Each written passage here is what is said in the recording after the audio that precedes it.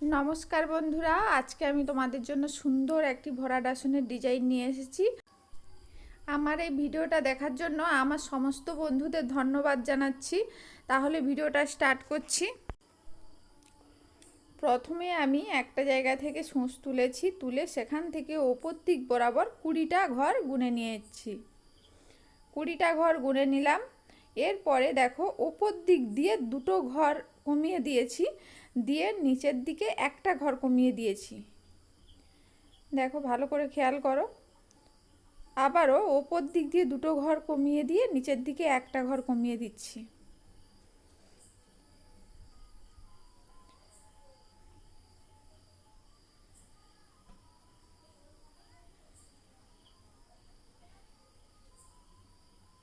এইভাবে 6টা ঘর করে নেব।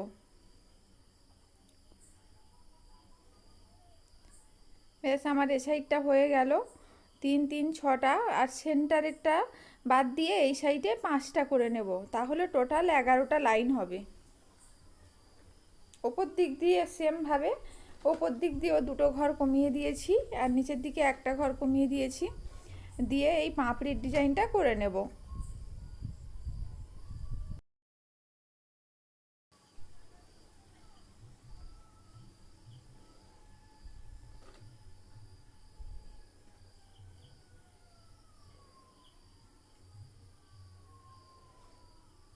আমার এই 11টা লাইন টোটাল, দেখো 11টা লাইন হয়েছে। এবারে যেখানে যে প্রথমে 20টা লাইন গুনে নিয়েছিলাম, ঠিক ওই জায়গাটায় সূচটা আবার তুলব।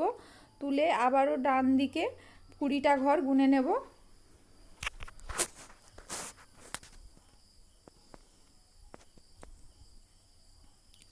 কুড়িটা ঘর গুনে নিলাম।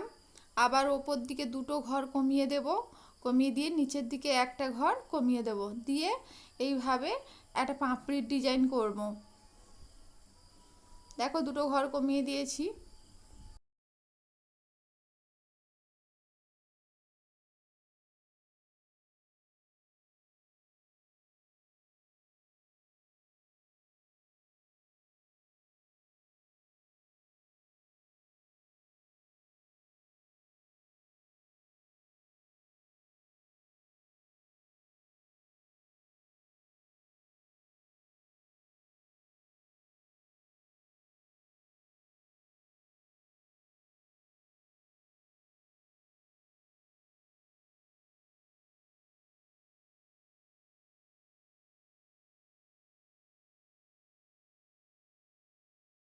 দেখো আমার এক সাইডে হয়ে গেছে, আর এক সাইডে করে নিচ্ছি। সেমভাবে বানিয়ে নিচ্ছি, দুটো করে ঘর কমিয়ে দিচ্ছি, নিচের দিকে একটা করে ঘর, টোটাল 11টা লাইন করে নেব।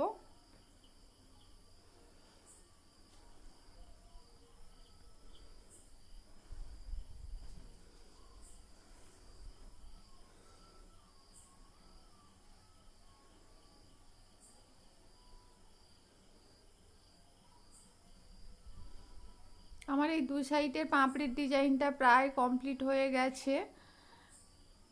আর দুই সাইডের পাপড়ির ডিজাইনটা আমি সেম প্রসেসে করে নিয়েছি।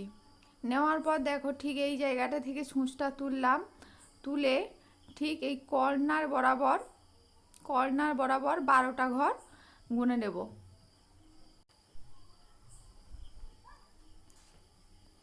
ঠিক কীভাবে গুনছি তোমরা ভালো করে দেখে নাও। ঠিক কর্নার বরাবর 12টা ঘর গুনে নিয়েছি, নিয়ে নিচের দিকে পাশের লাইনে সূচটা তুললাম। তুলে দেখো ঠিক ওপর থেকে আবারও নিচের দিকে কর্নার বরাবর সূচটা তুলে আবার নিচে পাশের লাইনে সূচটা তুললাম। ভালো করে খেয়াল করো।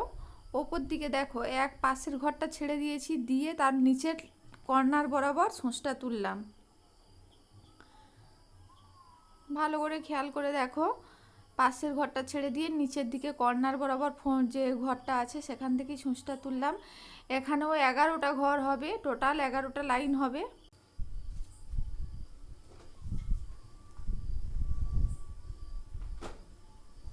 তোমরা ভালো করে খেয়াল করে দেখো যে এখানে পরপর কিন্তু নিচের দিকে পাশের লাইনটিতে সূচটা তুলছি, আর ওপর থেকে নিচের দিকে একটা ঘর কর্নার বরাবর সূচটা তুললাম। টোটাল 11টা ঘর করে নেব। আমার 6টা লাইন হয়ে গেছে, আর ওই সাইডে 5টা লাইন করে নিলে টোটাল 11টা লাইন হয়ে যাবে। এই এই পাপড়ির ডিজাইনগুলো বানাতে প্রথমে তোমাদের একটু অসুবিধা হবে, কিন্তু পরের পাপড়ির ডিজাইনগুলো যখন করবে কোনো অসুবিধা হবে না।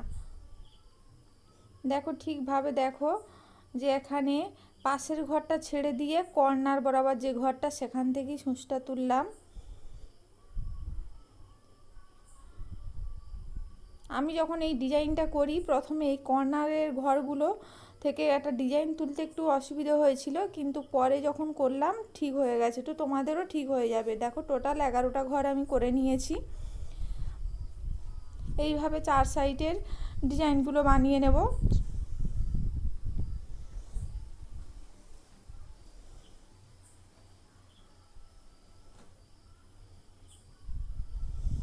আমি 4 সাইডের ডিজাইনটা বানিয়ে নিয়েছি।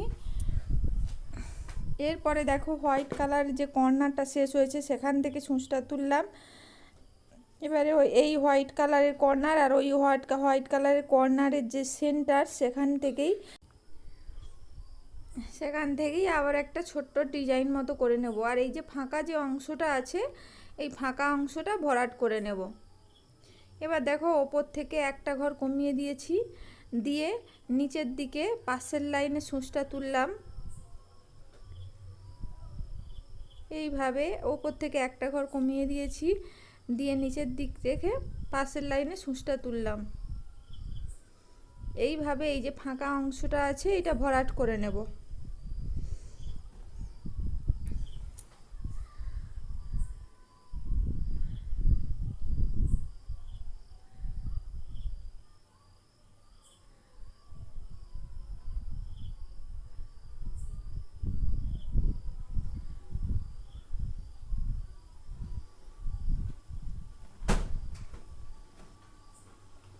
আমার এই ফাঁকা অংশটা প্রায় ভরাট হয়ে গেছে, আর একটা ফোঁড় হবে। ব্যাস এই ফাঁকা অংশটা ভরাট হয়ে গেছে। ঠিক সেম প্রসেস মেনটেন করে আমি এই সাইডেরও ফাঁকা অংশটা ভরাট করে নেব। এই সাইডে একটা ঘর কমিয়ে দিয়েছি, আর এই সাইডে পাশের লাইনে সূচটা তুললাম। এ সাইডেও তাই একটা ঘর কমিয়ে দিয়ে তার ওপরে একটা ঘর কমিয়ে দিয়ে সূচটা তুলেছি। এইভাবে এই ফাঁকা অংশটা ভরাট করে নেব। আমি তোমাদের এক সাইডের ডিজাইনটা করে দেখাচ্ছি, আর এই যে আরও যে 3 সাইড আছে এই ফাঁকা অংশটা তোমরা ভরাট করে নেবে। আর আমার এই ডিজাইনটা তোমাদের কেমন লেগেছে অবশ্যই তোমরা কমেন্ট করে জানিও।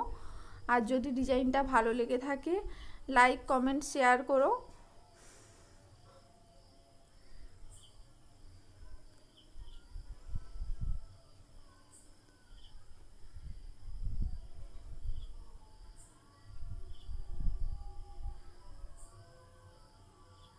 দেখো আমার এই ফাঁকা অংশটা সুন্দরভাবে ভরাট করে নিয়েছি, আর তোমরা সেমভাবে এই ফাঁকা অংশগুলো ভরাট করে নেবে। আর আজকের মতো সবাইকে টাটা। নেক্সট আর একটা নতুন ডিজাইন নিয়ে চলে আসবো। সবাই ভালো থেকো, সুস্থ থেকো।